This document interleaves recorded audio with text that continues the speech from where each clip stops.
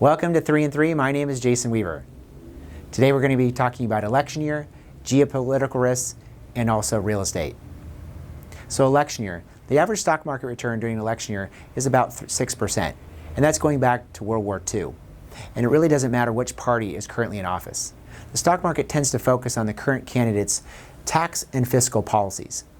For Trump, that would be, again, his global trade wars and also his current tax policy, and he's talking about tax cuts 2.0.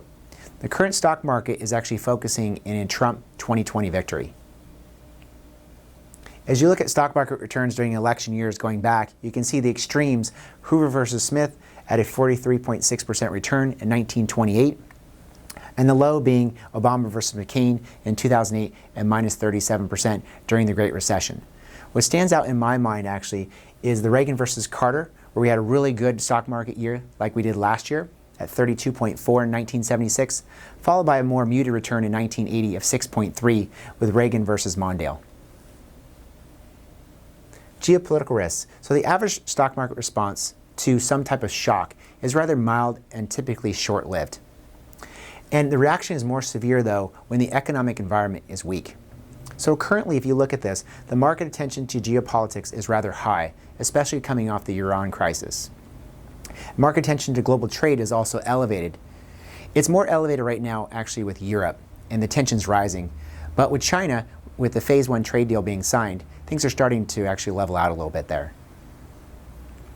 And you can see with the Eurozone crisis and all these geopolitical shocks going back and looking at the global index, if the economic environment is weak, that response is going to be more extreme. So real estate. Real estate is expected to be a bright spot in 2020 for several reasons. First of all, interest rates are again low, and they're expected to stay low for the entire year. Home buyers are expected to see affordability with potentially wages going up, and that should improve that index.